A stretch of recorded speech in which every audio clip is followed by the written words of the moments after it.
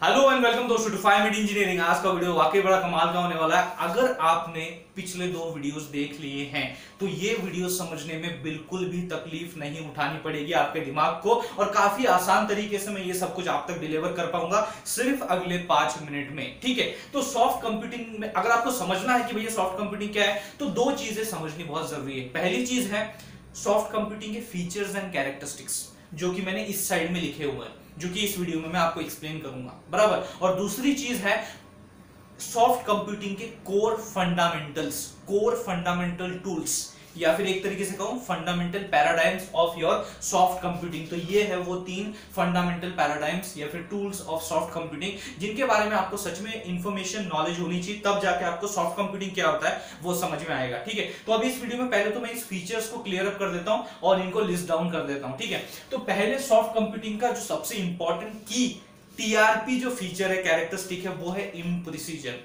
इम्प्रिसिजन, इससे पिछला वाला जो हमने कंप्यूटिंग पैटर्न देखा उसमें हमने हार्ड कंप्यूटिंग देखा। वो कहता है, हार्ड कंप्यूटिंग कहता है कि भैया कुछ भी हो जाए, दुनिया यहां से वहां हो जाए, आपको प्रिसाइज रिजल्ट गारंटीड मिलेगा, प्रिसाइज रिजल्ट गारंटीड मिलेगा। लेकिन इस भाई पे भरोसा ही नहीं किया जा सकता, सॉफ्ट कंप्यूटिंग पे बिल्कुल भरोसा नहीं किया जा सकता। ये बोलता है यू मे नॉट, मेरे शब्दों पे ध्यान दीजिए, you may not get a precise result. नहीं कह सकता भाई, मैं कुछ नहीं कह सकता कि प्रिसाइज मिलेगा नहीं मिलेगा। इसीलिए ये पकड़ के चलो कि इसमें इम्प्रिसिजन है, imprecision, it is not precise, it does not give you precise results. ठीक है, और दूसरी चीज जो यहां पे उसका दूसरा फीचर है वो है डायनामिक। अब मैं डायनामिक की जगह एक और शब्द वहां पे लिख सकता था, एडेप्टिव नेचर। तो इसको दोनों का साथ में लेके चलिए, डायनेमिक नेचर या फिर एडेप्टिव नेचर। मतलब जो भी गिने चुने एल्गोरिदम्स जो कि सॉफ्ट कंप्यूटिंग को बिलोंग करते हैं या फिर सॉफ्ट कंप्यूटिंग के इंप्लीमेंटेशन को फॉलो करते हैं, ये जो गिने चुने एल्गोरिदम्स हैं इनका नेचर एडेप्टिव होना चाहिए, इनका नेचर डायनेमिक होना चाहिए। मतलब क्या कि फॉर एग्जांपल हमने पिछले 3 सालों में बहुत सारी कोडिंग की है, तो वो जो कोडिंग है उसमें हम लोगों ने फंक्शंस यूज किए, उन फंक्शन में कई बार हमने एरेज पास किए। तो अगर मैं ऐसे बताऊं कि इनिशियली उस फंक्शन को मैंने एरे की साइज 10 पास की, दूसरे में मैंने एरे की दूसरे बार जब कॉल किया तो उसमें एरे की साइज 20 पास की, तीसरे में 30 पास की, चौथे में 100 पास की और पांचवें में 50 पास की। तो यहां पे हो क्या रहा है, बहुत ही ज्यादा फ्लक्चुएशन आ रहा है इनपुट साइज में, कि जो भी मैं प्रॉब्लम दे रहा हूं उसकी जो साइज है उसमें फ्लक्चुएशन आ रहा है। यहां पे तो मैंने एज ए एग्जांपल एरे लिया, लेकिन इन जनरलिटी जब आप कंसीडर करते हो सॉफ्ट कंप्यूटिंग में, तो जो भी एल्गोरिदम्स हैं, अगर मैं अपने प्रॉब्लम की साइज वेरी करता हूं तो वो जो मेरा एनवायरनमेंट चेंज हो रहा है, जो मेरे इनपुट प्रॉब्लम का एनवायरनमेंट चेंज हो रहा है, उसको एडेप्टिव होना चाहिए मेरा एल्गोरिदम। मतलब उसको हैंडल करने आना चाहिए मेरे एल्गोरिदम को, उस चेंजिंग नेचर को अडैप्ट करना आना चाहिए, उसे हैंडल करना आना चाहिए। इसीलिए इसका एक फीचर है सॉफ्ट कंप्यूटिंग का, adaptive nature, dynamic nature. Because जो भी एनवायरनमेंट में, जो भी मेरे गिवन सैंपल इनपुट प्रॉब्लम में जो भी चेंजेस होंगे वो ऑब्वियसली डायनामिक होंगे। तो उन डायनामिक को हैंडल करना, टैकल करना या फिर उनको अडैप्ट करना आना चाहिए to the algorithms that belong to the soft computing. तो बड़ा आसान सा पॉइंट था। दूसरा पॉइंट है अनसर्टिनिटी। अनसर्टिनिटी मतलब क्या भाई?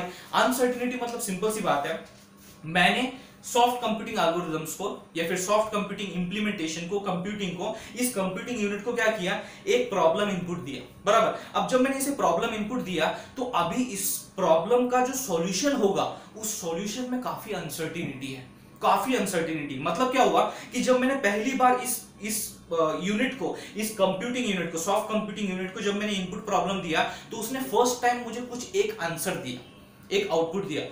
उसी प्रॉब्लम को जब मैंने उसी सॉफ्ट कंप्यूटिंग यूनिट को इनपुट दिया तो सेकंड टाइम उसने कुछ और आंसर दिया, थर्ड टाइम कुछ और आंसर दिया, फोर्थ टाइम कुछ और आंसर दिया। मतलब सॉफ्ट कंप्यूटिंग इंप्लीमेंटेशन सेम है, प्रॉब्लम सेम है, लेकिन अलग अलग आउटपुट मुझे जनरेट हो रहा है every time I am executing that particular problem, बराबर है कि नहीं? मतलब एक बार किया तो कुछ और आंसर आ रहा है, दूसरी बार इंप्लीमेंट किया तो कुछ और आ रहा है। मतलब आपके जो आउटपुट जनरेट हो रहा है, जो सॉल्यूशन जनरेट हो रहा है फॉर अ गिवन प्रॉब्लम, वो सर्टन नहीं है, वो अनसर्टन है। It is actually uncertain over a wide range, it is uncertain over a wide range. इसीलिए आप उसके जो सॉल्यूशंस होते हैं सॉफ्ट कंप्यूटिंग के, उसमें आप सर्टनली नहीं कह सकते कि यही सॉल्यूशन होगा। एक बार और इंप्लीमेंट करके देख लो, शायद कुछ और आउटपुट आ जाए, एक और बार इंप्लीमेंट करके देख लो शायद कुछ और आउटपुट आ जाए। तो इसीलिए यहाँ पे अनसर्टेनिटी होती है जब भी हम सॉफ्ट कंप्यूटिंग की बात करते हैं। ये भी एक की टीआरपी फीचर कैरेक्टरिस्टिक है आपका सॉफ्ट कंप्यूटिंग का। अगली बात है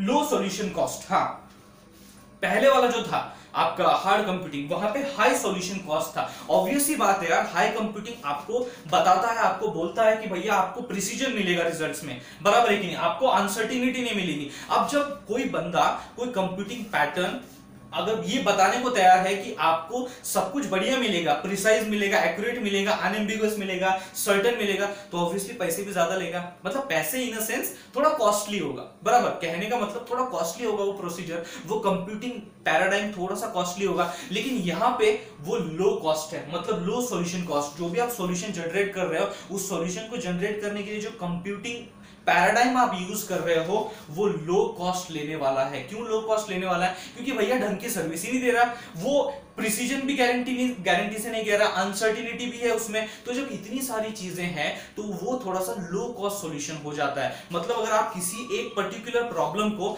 हार्ड कंप्यूटिंग से सॉल्व करने जाओगे तो वो थोड़ा सा हाई सॉल्यूशन कॉस्ट होता है, और उसी को अगर आपने सॉफ्ट कंप्यूटिंग से इंप्लीमेंट करने की कोशिश की तो वो आपका क्या हो जाएगा, लो सॉल्यूशन कॉस्ट देगा। सो ये बहुत इंपॉर्टेंट डिफरेंस है, एक तरीके से आप नोट डाउन कर सकते हो soft computing and hard computing में। It basically depends upon its feature, जैसे फीचर वैसे कॉस्ट, बराबर, जैसा सर्विस वैसा उनकी चार्जेस। ऐसे आप देख सकते हो, इसको समझ सकते हो, ठीक है। एक और चीज है, do not require mathematical model. Yes, ये इंपॉर्टेंट है। जो पहले वाला हार्ड कंप्यूटिंग में था वहां पे मतलब आपको वहां पे मैथमेटिकल मॉडल मिल रहा था, वहां पे आपको एल्गोरिथम्स मिल रहे थे। लेकिन यहाँ पे in case of soft computing आपको मैथमेटिकल मॉडल नहीं चाहिए। You do not require mathematical model. Soft computing में आपको मैथमेटिकल मॉडल्स की जरूरत नहीं होती। ये सिंपल से उसके फीचर्स हैं जो मैंने आपको इस वीडियो में एक्सप्लेन किए। अभी यहाँ पे सिर्फ मैं लिस्ट डाउन कर देता हूं, और लिस्ट डाउन करने के बाद अगले वीडियो में इनको एग्जाम्पल के साथ में समझाने की कोशिश करूंगा। तो ये आपके बेसिक फंडामेंटल पैराडाइम्स है, फंडामेंटल टूल्स हैं फॉर द सॉफ्ट कंप्यूटिंग। अगर आपको सॉफ्ट कंप्यूटिंग समझना है तो ये एक पार्ट तो समझ में आ गया, लेकिन ये पार्ट समझना बहुत ज्यादा जरूरी है, जिसको मैं आगे आने वाले वीडियोस में एक्सप्लेन करने वाला हूं। फजी लॉजिक, ओके, मतलब कुछ क्लियर नहीं भाई, कुछ तो थोड़ा सा अनक्लियर सा है, बराबर। तो फजी लॉजिक। दूसरा है न्यूरल नेटवर्क। न्यूरल नेटवर्क के बारे में काफी अच्छे आइडियाज आपके दिमाग में है, उनको थोड़ा सा शार्प करने की कोशिश करूंगा अगले वीडियो में मैं विद एग्जांपल। तो न्यूरल नेटवर्क हो गया। आगे आता है इवोल्यूशनरी या जेनेटिक कंप्यूटिंग। ये थोड़ा सा नया है, इसको समझने में थोड़ा टाइम लगेगा, थोड़ा कॉम्प्लेक्स है, लेकिन कोशिश करूंगा आसान बनाने की, एग्जाम्पल के साथ समझाने की। तो ये तीन चीजें यहाँ पे लिस्ट डाउन कर दी है। अगले वीडियो में इनको एग्जाम्पल के साथ समझते हैं कि आखिर ये किस तरीके से सॉफ्ट कंप्यूटिंग को कंट्रीब्यूट करते हैं। दोस्तों, अगर ये वीडियो आपको पसंद आ गया होगा, समझ में आ गया होगा, तो सिर्फ अपना ही भला मत कीजिए, लोगों का भी भला कीजिए by sharing my videos with your friends. Exam आ रही है, पिछली बार के रिजल्ट अच्छे हैं, इस बार के भी रिजल्ट अच्छे आएंगे अगर आप मेरी मदद करोगे bye sharing my videos. Thanks a lot दोस्तों फॉर वाचिंग दिस वीडियो।